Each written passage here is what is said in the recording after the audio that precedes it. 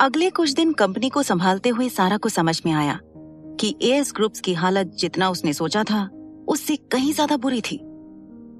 Clients company की present condition को देखकर अपनी डील्स कैंसिल करना ज्यादा प्रेफर कर रहे थे।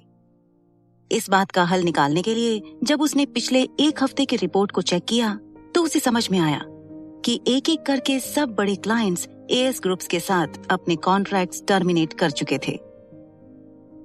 अब एएस ग्रुप्स के पास सिर्फ 3 बड़ी डील्स बची थी, जिनके साथ डील्स कैंसिल होना एएस ग्रुप्स की हालत को खोखला करने के लिए काफी था। उन डील्स में से एक क्लाइंट ग्लोब टूरिज्म्स मिस्टर सबरवाल के पुराने क्लाइंट थे।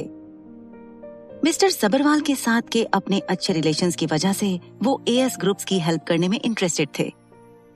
रही बात बाकी 2 डील्स की, तो वो लोग मना तो नहीं कर रहे थे, लेकिन कोई इनिशिएटिव भी नहीं ले रहे थे।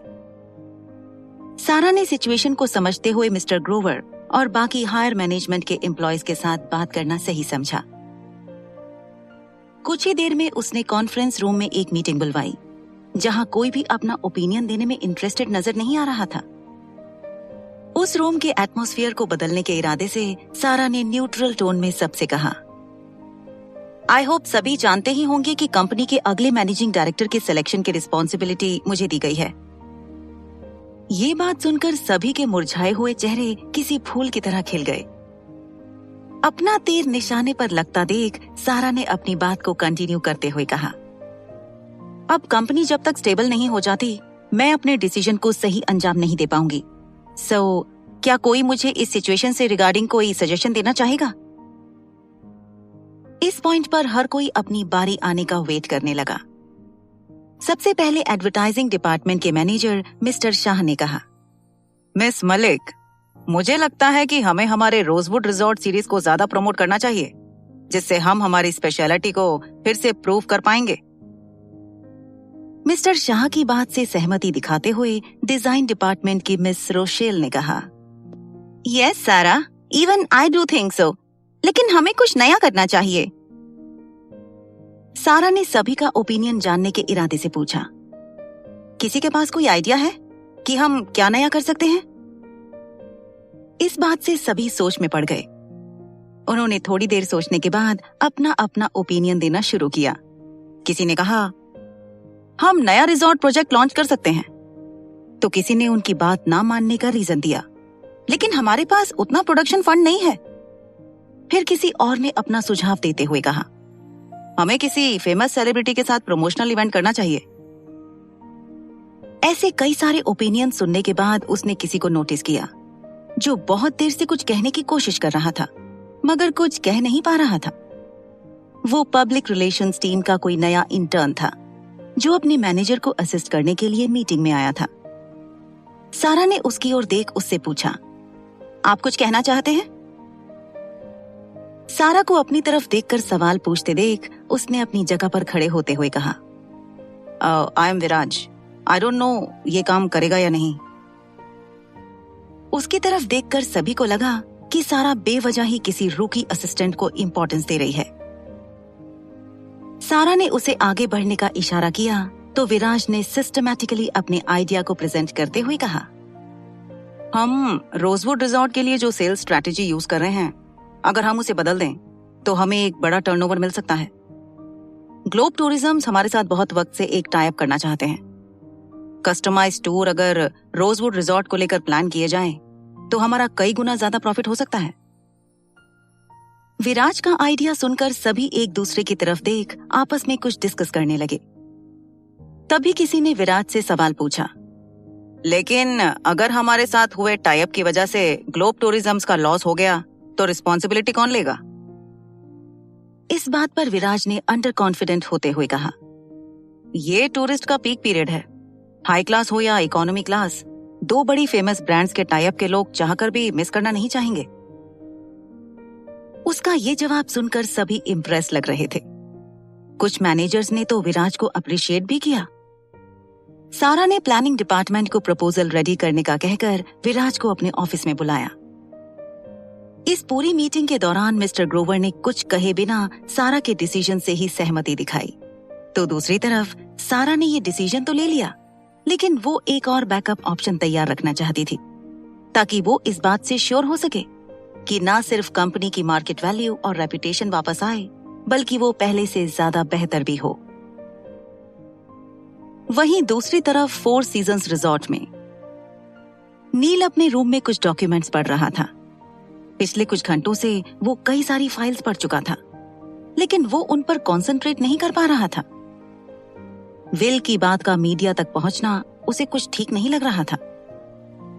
इस न्यूज को लीक हुए 3 दिन से ज्यादा हो गए थे, लेकिन फिर भी उसका इम्पैक्ट कम होने का नाम ही नहीं ले रहा था। कंपनी की इमेज दिन ब दिन घटते ही जा रही थी। उसे इस बात से ज्यादा परेशानी हो रही थी कि अब तक सारा ने ना किसी कंपनी के साथ नई डील की थी और ना ही कोई एक्सप्लेनेशन दिया था। वो ये जानने के लिए ज्यादा क्यूरियस हो रहा था कि सारा उसके एक्सपीरियंस की खामी के साथ इस क्राइसिस को कैसे ओवरपास करेगी। तभी दरवाजे पर किसी के खटखटाने से नील के इस रीजनिंग एनालिसिस को ब्रेक लग गया। उसने इरिटेट होते हुए दरवाजा खोला। दरवाजा खुलते ही किसी ने उसे वार्मली गले लगाया और नील की सारी इरिटेशन गायब हो गई, क्योंकि जिसने उसे गले लगाया था वो उसका बिजनेस पार्टनर और बेस्ट फ्रेंड रोहन मल्होत्रा था। रोहन ने एक जानी पहचानी स्माइल देते हुए नील से पूछा, चलो शुरू हो जाओ, बताओ मुझे तुमने मुझे कितना मिस किया। रोहन का ये सेल्फ लविंग सवाल सुनकर नील ने अपनी आंखों को रोल करते हुए उसे जवाब दिया, ये सब छोड़ो, पहले मेरी एक हेल्प करो।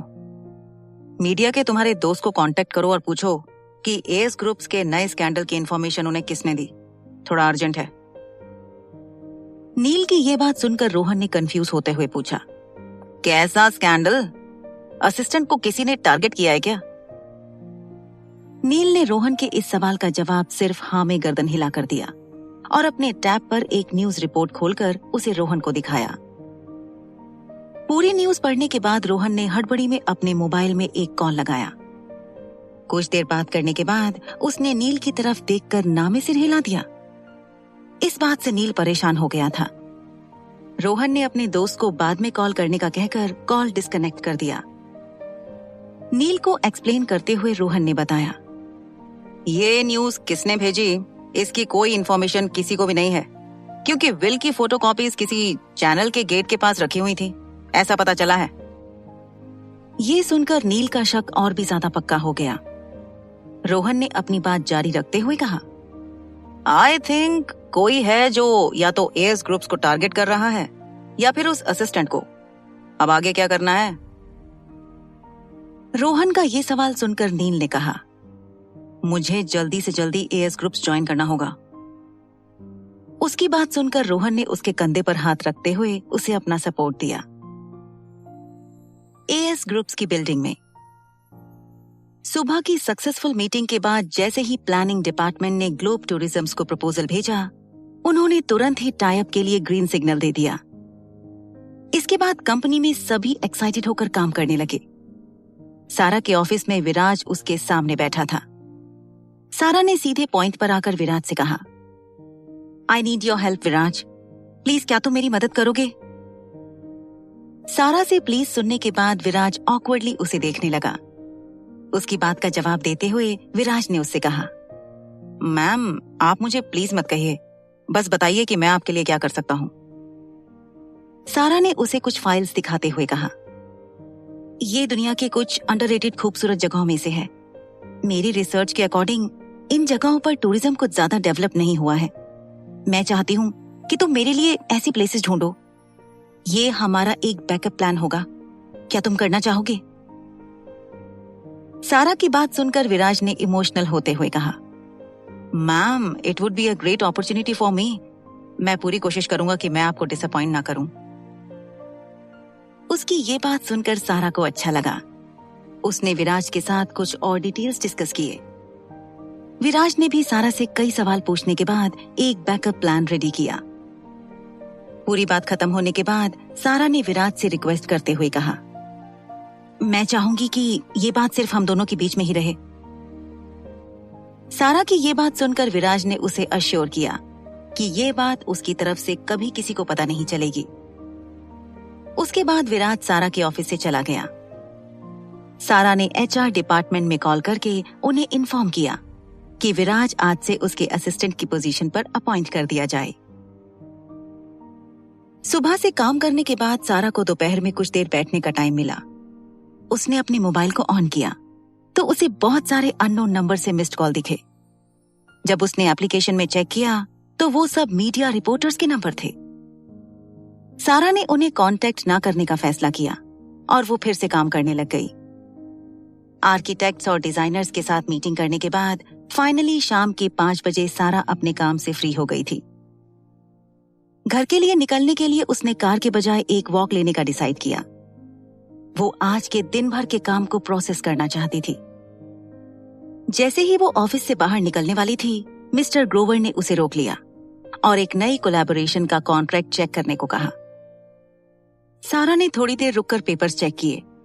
कुछ देर पढ़ने के बाद उसने लीगल टीम से कुछ कंडीशंस ऐड करने को कहा और अपडेटेड कॉन्ट्रैक्ट आने तक का इंतजार किया।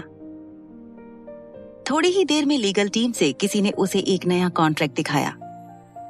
एक बार फिर से उसे पढ़ने के बाद सारा ने उस पर सिग्नेचर करते हुए अगली पार्टी को जल्द से जल्द सेंड करने को बोल दिया और इसके बाद फाइनली वो घर जाने के लिए कंपनी से बाहर निकली। जैसे ही उसने बाहर कदम रखा, कुछ दूर चलने के बाद उसे कुछ अजीब लगा। उसने इधर उधर देखने के बाद आगे चलना कंटिन्यू किया। कुछ और दूर जाने के बाद अचानक कुछ लोगों ने आकर उसे घेर लिया। उनके हाथों में माइक्रोफोन और कैमरास थे। अचानक फ्लैश के चमकने से सारा की आंखें बंद होने लगी। रिपोर्टर उसके फोटो क्लिक करने लगे और साथ ही उससे एक ही वक्त पर अलग अलग सवाल पूछने लगे। उनके सवाल कुछ इस तरह थे। क्या आपने खुदविल के पेपर्स में चेंजेस किए हैं? आपके और मिस्टर अजीत सबरवाल के बीच में कैसा रिश्ता था? क्या अब आप एएस ग्रुप की मैनेजिंग डायरेक्टर बनने वाली हैं?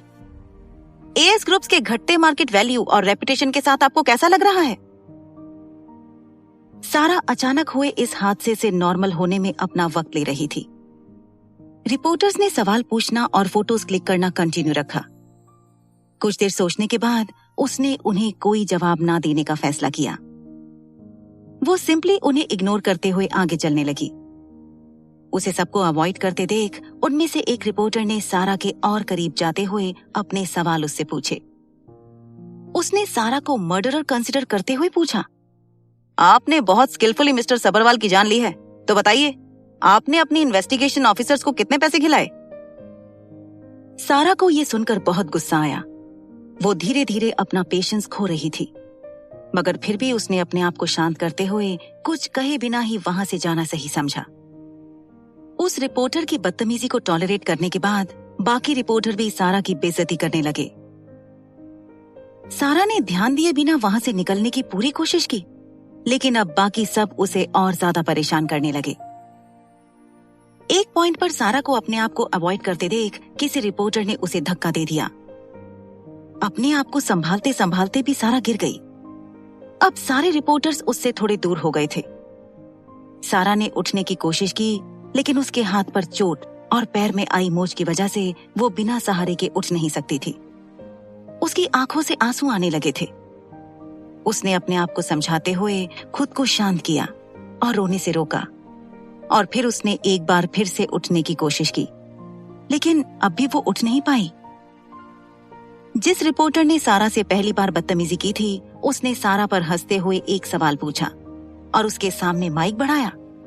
उसने सारा से पूछा, आपने और कितना गिरने का सोचा है मिस सारा मलिक? सारा ने गुस्से से उसकी तरफ देखा। तभी एक दूसरी रिपोर्टर ने सारा की तरफ पीठ करके कैमरे की ओर देखते हुए रिपोर्ट देना शुरू किया। एक गोल्ड डिगर चालाक असिस्टेंट ने अपने मल्टी मिलियनियर बॉस का जायदाद के लिए किया खून, लेकिन अब इस बात को मानने से कर रही है इनकार। सारा अब अपने आप को कंट्रोल नहीं कर पाई। उसकी आंखों से जैसे ही आंसू गिरने वाला था, किसी ने उसे कमर से पकड़कर उठने में मदद की। क्या हो रहा है ये समझने से पहले सारा किसी की मजबूत बाहों में थी। उसने ये देखने के लिए अपना सिर उठाया कि जिसने उसकी मदद की वो कौन है। उसने जिसका चेहरा देखा वो देखकर सारा दंग रह गई। वो उसके मरहूम बॉस का बेटा नील सबरवाल था। उसने सारा की आंखों से हल्के से आंसू पोंछे, फिर रिपोर्टर्स की तरफ ऐसे देखा मानो जंगल में किसी भेड़ के आने से शेर उन्हें शिकार करने की नजर से देख रहा हो। यूरोपियन बिजनेस के बेताज बादशाह को अपने सामने देख सभी रिपोर्टर्स पीछे हट गए। नील ने सभी रिपोर्टर्स से गुस्से में कहा, आज जो कुछ हुआ उसके बाद आप खुद ही अपना रेजिग्नेशन तैयार रखें, वरना मैं इस बात की ताकत रखता हूं कि आप सब फरार हो जाएं। इसके बाद नील ने अपनी जेब से रुमाल निकालकर सारा के हाथों को धीरे से पोंछा। उसने फिर रिपोर्टर्स को देखकर वार्निंग देते हुए कहा, हमारी कंपनी और फैमिली में क्या हो रहा है ये हमें आपको बताने की जरूरत नहीं है। एएस ग्रुप्स एक प्राइवेट लिमिटेड कंपनी है, पब्लिक कंपनी नहीं है। अगर आज के बाद किसी ने सारा के साथ इस तरह बिहेव करने की कोशिश भी की तो आपके साथ क्या होगा इस बात का आप अंदाजा भी नहीं लगा पाएंगे। सभी रिपोर्टर्स के कंफ्यूज एक्सप्रेशंस को रिकॉर्ड करने वाले कैमरों को देखकर नील ने लास्ट में बस इतना कहा, मेरी गर्लफ्रेंड के साथ कोई इस तरह बिहेव करे ये मुझे बिल्कुल पसंद नहीं। कुछ देर पहले उसी दिन शाम 5 बजे ब्लैक मर्सिडीज में रोहन मल्होत्रा और नील सब्रवाल बैक सीट पर बैठे कुछ डिस्कशन कर रहे थे। अचानक अपने डिस्कशन के टॉपिक को बीच में रोकते हुए रोहन ने नील से कहा, पार्टनर, मेरे पास एक आइडिया है जो तुम्हारी दुनिया बदल सकती है। नील ने सवालिया नजरों से रोहन की तरफ देखा। उसकी आंखों में दिख रहे सवाल को जानकर रोहन ने अपने हमेशा के सेल्फ लविंग अंदाज में उससे कहा, तुम उस असिस्टेंट से एंगेजमेंट क्यों नहीं कर लेते? रोहन का अजीब सा सवाल सुनकर नील का मुंह बन गया। वो रोहन से अपनी नजरें हटाकर खिड़की के बाहर देखने लगा। नील को अनइंटरेस्टेड देखकर रोहन ने अपने ख्याल को एक्सप्लेन करते हुए अपनी बात कंटिन्यू की। लुक, इससे तुम्हारा बिल्कुल कोई नुकसान नहीं होगा, बल्कि इसके कई एडवांटेजेस होंगे। नंबर 1, एएस ग्रुप्स की रेपुटेशन वापस लाने के लिए तुम्हारा कंपनी में प्रेजेंस ही काफी होगा। नंबर 2, तुम कंपनी में अपनी जगह पक्की कर सकते हो, जिससे वो असिस्टेंट तुम्हें टेक ओवर की प्रोसीजर में रोक नहीं पाएगी। नंबर 3, इससे तुम मायरा को थोड़ी देर के लिए अवॉइड भी तो कर सकते हो। इस बात को थोड़ा गौर से सोचो। रोहन का ये इलैबोरेट एनालिसिस सुनकर नील सोचने लगा। उसे वाकई रियलाइज हुआ कि ये बात ज्यादा फायदेमंद होगी। इससे वो सारा को करीब से जानकर उससे इजीली एएस ग्रुप्स को अपने नाम कर पाएगा। उसने रोहन को हाँ या ना में कोई जवाब नहीं दिया, लेकिन उसे ये आइडिया बुरा भी नहीं लगा। कुछ ही देर में वो दोनों एएस ग्रुप्स की बिल्डिंग के पास पहुंच गए। काफी देर तक पार्किंग लॉट में इंतजार करने के बाद भी वो सारा को मिल नहीं पाए। नील ने कार से उतरकर अंदर जाने का सोचा। उसने रोहन से भी बाहर आने को कहा। दोनों लिफ्ट से ऊपर कंपनी में जाने ही वाले थे कि कुछ कैजुअल से कपड़ों में 2 लड़के एक दूसरे से बात करते हुए उन्हें सुनाई दिए। उनकी बातों ने नील का ध्यान अपनी तरफ खींच लिया। उनमें से एक लड़का दूसरे से कह रहा था, तुम जानते हो, उस दिन जो सबरवाल्स का विल स्कैंडल लीक हुआ था, उस गोल्ड डिगर असिस्टेंट को आज हमारे चैनल के रिपोर्टर सरप्राइज विजिट देने वाले हैं। उसकी बात सुनकर दूसरे लड़के ने कहा, मतलब मैं समझा नहीं। उसके सवाल का जवाब देते हुए पहले लड़के ने उसे बताया, सभी ने उसे इंटरव्यू के लिए कांटेक्ट करने की बहुत कोशिश की, लेकिन उसने सभी को अवॉइड किया। उन लड़कों को सारा के बारे में बात करते सुन नील और रोहन लिफ्ट के अंदर नहीं गए और उनकी बातें सुनने लगे। उस लड़के ने अपनी बात को कंटिन्यू करते हुए कहा, एएस ग्रुप से किसी ने चैनल वालों को इन्फॉर्मेशन दी है। वो सारा मलिक अभी ऑफिस से निकल रही होगी। सभी रिपोर्टर्स बाहर उसका इंतजार कर रहे होंगे। लगता है जल्द ही नई ब्रेकिंग न्यूज सुनने को मिलेगी। ये सुनकर नील और रोहन एक दूसरे की तरफ देखने लगे। उस लड़के की बात सुनकर दूसरे लड़के ने उससे पूछा, तो अभी हम कहाँ जा रहे हैं? उसे जवाब देते हुए पहले लड़के ने कहा, वो जिसने हमें इन्फॉर्मेशन दी है, बॉस ने उसे एक थैंक यू गिफ्ट देने को कहा है। हम पर्सनली उन्हें ये देने जा रहे हैं। चलो। इस बात को सुनने के बाद वो लड़के स्टेयर्स से ऊपर जाने लगे। नील और रोहन ने उन्हें फॉलो करना शुरू किया। कुछ कदम आगे चलने के बाद पहले लड़के ने दूसरे से कहा, बाहर कमाल का सीन शुरू होगा। अगर ये बॉस का ऑर्डर नहीं होता तो मैं पॉपकॉर्न लेकर बाहर का शो देख रहा होता। इतने इंटरेस्टिंग शो को हमें मिस नहीं करना चाहिए था। दूसरे लड़के ने भी हामी भरते हुए कहा, चलो कोई प्रॉब्लम नहीं, थोड़ी देर बाद हर न्यूज चैनल पर यह खबर होगी, हम उसे बार बार देख सकेंगे। ये कहने के बाद दोनों लड़के हंसते हुए ऊपर जाने लगे। उनकी बातों को सुनने के बाद नील ने इशारे से रोहन को लड़कों का पीछा करने को कहा और खुद वापस कंपनी के आगे वाले हिस्से में जाने के लिए भागकर वहां से चला गया। नील का ऐसा रिएक्शन देखकर रोहन थोड़ा सरप्राइज था। नील किसी भी बारे में इतना इम्पल्सिव नहीं होता था। रोहन ने अपना ध्यान उन लड़कों पर वापस करते हुए बहुत होशियारी से उन्हें फॉलो करना कंटिन्यू किया। दूसरी तरफ नील भागते हुए कंपनी के फ्रंट एंट्रेंस की तरफ पहुंचा। वहां जाकर उसने देखा कि किसी ने सारा को उसके और अजीत सबरवाल के रिश्ते के बारे में सवाल किया था। नील हांफते हुए सारा को ऑब्जर्व करने लगा। उसे लगा ये सवाल सुनकर सारा कुछ न कुछ जवाब जरूर देगी, लेकिन सारा ने उस रिपोर्टर को गुस्से से देखने के अलावा कुछ भी नहीं कहा। सारा का ये रिएक्शन देखने के बाद नील ने आगे जाने के बजाय कुछ देर और दूर से ही देखने का सोचा, लेकिन वो उस रिपोर्टर पर गुस्सा करने से खुद को रोक नहीं पाया। सारा के साथ रिपोर्टर्स की बदतमीजी को देखने के बाद नील का गुस्सा बढ़ने लगा। तभी किसी ने सारा को धक्का देकर जमीन पर गिरा दिया था। नील उसी वक्त जाकर सारा की मदद करना चाहता था, लेकिन अब भी सारा का सब्र भरा बिहेवियर देखकर उसने अपने आप को रोक लिया। जब उसने देखा कि सारा बिना कुछ कहे अपने आप ही उठने की कोशिश कर रही थी, वो अनकॉन्शियसली दिल ही दिल में उसके पेशेंस की तारीफ करने लगा और उसके लिए रिस्पेक्ट फील करने लगा। लेकिन जब एक रिपोर्टर ने सारा से आप अब और कितना गिरना चाहती हैं, इस तरह का घटिया सवाल पूछा, तो नील अपने आप को रोक नहीं पाया। लंबे लंबे कदमों के साथ लेकिन बहुत ग्रेसफुली उसने सारा के पास जाकर उसकी उठने में मदद की। सारा के खड़े होने के बाद नील को रियलाइज हुआ कि उसे लगी चोट मामूली नहीं थी, उसकी चोट काफी सीरियस थी। लेकिन जिस बात से उसका दिल दुखने लगा वो सारा की चोट नहीं, उसकी आंखों में आया एक छोटा सा आंसू था। उसने कभी भी एक्सपेक्ट नहीं किया था कि इस सब के बाद भी अपने इस छोटे से आंसू को छुपाने में सारा कामयाब हो जाएगी। नील का हाथ खुद ब खुद सारा के उस आंसू को हल्के से छूते हुए पहुंचने लगा। सारा की बड़ी बड़ी आंखों में कुछ देर तक देखने के बाद नील समझ नहीं पाया कि गुस्से में उसने रिपोर्टर्स को क्या कहा। रिपोर्टर से कुछ कहते कहते ही अचानक उसका ध्यान सारा के हाथ पर लगी चोट पर गया। उसने अपनी जेब से रुमाल निकालकर सारा की चोट को हल्के से साफ किया। इस सब के बीच सडनली उसे रोहन की कही बात याद आ गई। बस वही सोच उसने वापस अपनी सेंसेस में आते हुए कुछ सोचकर मन ही मन एक फैसला लिया। एक बार सारा की तरफ देखने के बाद उसने सभी रिपोर्टर्स को देखकर उन्हें वार्निंग देते हुए कहा, हमारी कंपनी और फैमिली में क्या हो रहा है ये हमें आपको बताने की जरूरत नहीं है। एएस ग्रुप्स एक प्राइवेट लिमिटेड कंपनी है, पब्लिक नहीं है। अगर आज के बाद किसी ने सारा के साथ इस तरह बदतमीजी करने की कोशिश की तो आपके साथ क्या होगा इसका अंदाजा आप नहीं लगा पाएंगे। सभी रिपोर्टर्स के कंफ्यूज्ड एक्सप्रेशंस और रिकॉर्ड करने वाले कैमरे को देखकर नील ने फर्मली कहा, मेरी गर्लफ्रेंड के साथ कोई इस तरह बर्ताव करे मुझे पसंद नहीं। नील के सारा को अपनी गर्लफ्रेंड कहने से ना ही सिर्फ रिपोर्टर्स शॉक थे, लेकिन खुद सारा भी हैरान थी।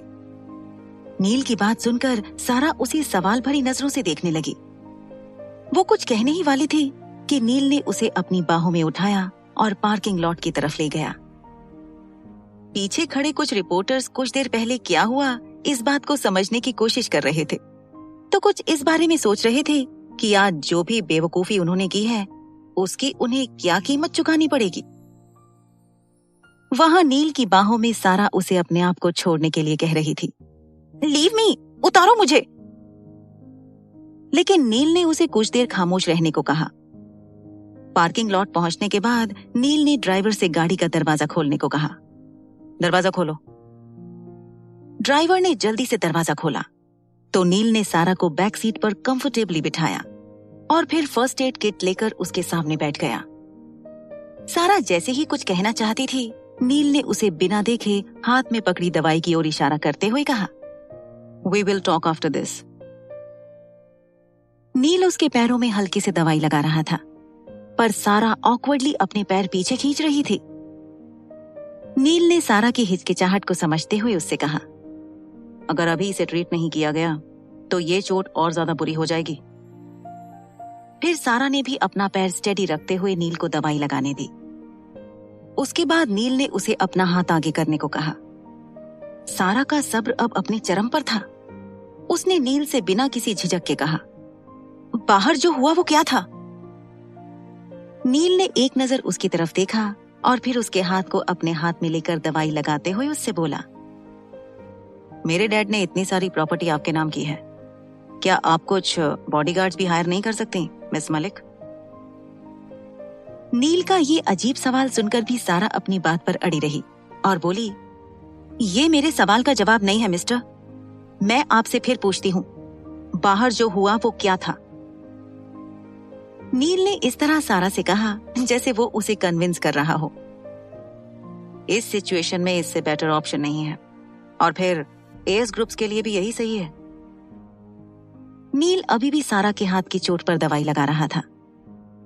बात करते वक्त उसका कंसंट्रेशन ठीक ना होने की वजह से कुछ ज्यादा ही जोर लग गया। सारा ने तो बिना आवाज के दर्द सहन कर लिया था, लेकिन उसका चेहरा वो दर्द छुपा नहीं पाया।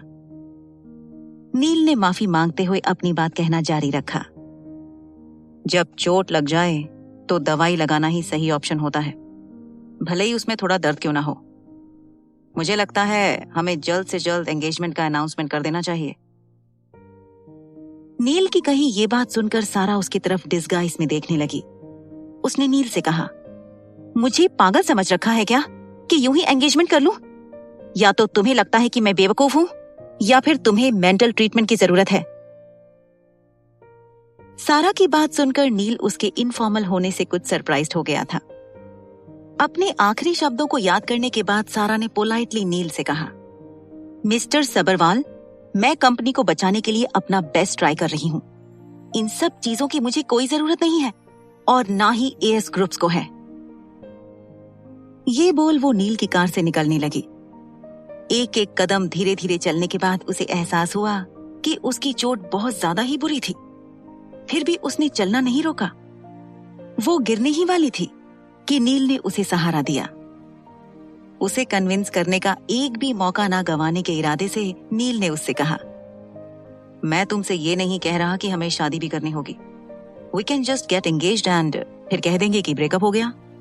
कुछ देर सोचकर फैसला करो। सारा ने अपने आप को उससे दूर करते हुए कहा, तुम्हारे साथ अच्छे से बात करना ही बेकार है। You really need treatment. तुम पागल हो। और चिढ़ते हुए धीरे धीरे पार्किंग लॉट के दूसरे कोने में रखी अपनी कार के पास जाने लगी। पूरा पार्किंग लॉट ऑलमोस्ट खाली था, क्योंकि ये पार्किंग सिर्फ वीआईपी पार्किंग थी। जाते जाते सारा नील को बुरा भला कह रही थी, पता नहीं क्या समझता है अपने आप को, जैसे ये जो बोलेगा मैं वही करूंगी। मेंटल लगता है। यही बड़बड़ाते हुए वो चलती जा रही थी। कुछ दूर जाने के बाद वो किसी से टकरा गई। ये एक जिंदा दिल लड़का था। सारा को लड़खड़ाते देख उसने सारा से प्यारी सी स्माइल के साथ कहा, मुझे खुशी होगी अगर मैं आपकी कुछ मदद कर पाया। सारा ने कुछ सोचने के बाद कहा, मेरी कार यहाँ पास में ही है, मुझे वहां तक जाने में हेल्प कर देंगे तो अच्छा होगा। सारा की बात सुनकर अपनी उसी स्माइल को बरकरार करते हुए उसने सारा को कोहनी से पकड़ा और उसे चलने में मदद की। चलते चलते उसने सारा से पूछा, हाय, मेरा नाम रोहन है, क्या मैं आपसे कुछ पूछ सकता हूँ? सारा ने उसके सवाल का जवाब देते हुए कहा, हाय, आई एम सारा एंड क्यों नहीं, मैं आपके सवाल का जवाब देने की पूरी कोशिश करूंगी।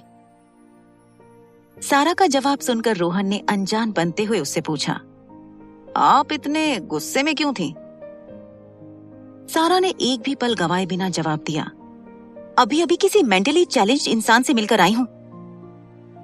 सारा की बात सुनकर रोहन ने सवालिया तौर पर उससे पूछा, कहीं वो मेंटली चैलेंज इंसान नील सबरवाल तो नहीं? रोहन के मुंह से नील का नाम सुनकर सारा ने सीरियस होते हुए कहा, आप कौन हैं और नील सबरवाल से हुई मेरी मुलाकात को कैसे जानते हैं?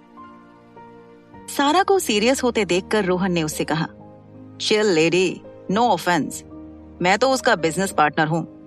पूरे पार्किंग लॉट में आप दोनों की सिवाय सिर्फ मैं ही तीसरा हूँ, इसलिए मैंने अंदाजा लगा लिया। इस बारे में जानकर सारा ने शांत होते हुए बस ओह में जवाब दिया।